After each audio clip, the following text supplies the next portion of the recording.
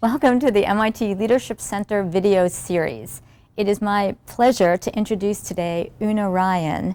Una was the president and CEO of Avant Immunotherapeutics, developing inexpensive diagnostic instrumentation for global health and agriculture. She has also been a professor of medicine at the BU School of Medicine for over 21 years and is currently managing director of Golden Seeds, as well as the chair of the Bay Area Bioeconomy Initiative. So it's a pleasure to have Una with us today. Thank you. Here at MIT Sloan, we teach the concept of leadership signature, your own unique way of leading. And I wonder if you could give us a few words or phrases or stories that give us a sense of you as a unique leader. Well, I'm definitely not a boss, so I would think of myself as someone that people like to engage with and will follow whatever crazy notion I'm after. They will charge up the hill with me. I'm very much about a level playing field. I don't like special deals, so I'd say I'm quite tough as a leader, but very fair. Other people think that I'm charismatic, inspirational, and a strange word I would never pick myself, but it comes up so often, I've paid attention. They say classy, and it's just a characteristic that somehow has come across. Do you have any sense of what they mean by that when they say classy? What do you think is behind that? I think it's probably to do with this fairness, that I don't bow to special requests and try to treat everybody the same.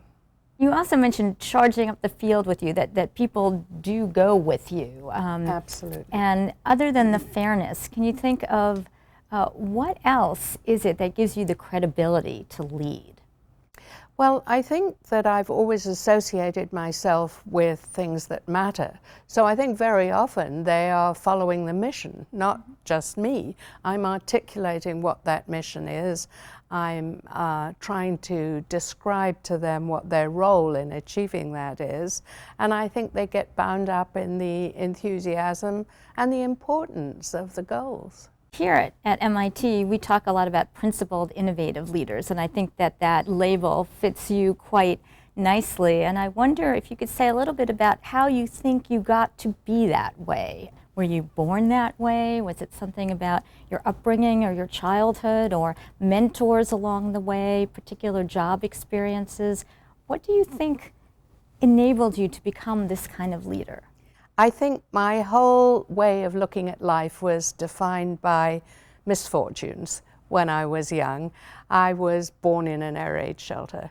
I was torpedoed before I was a couple of months old. You know, I had all sorts of adventures.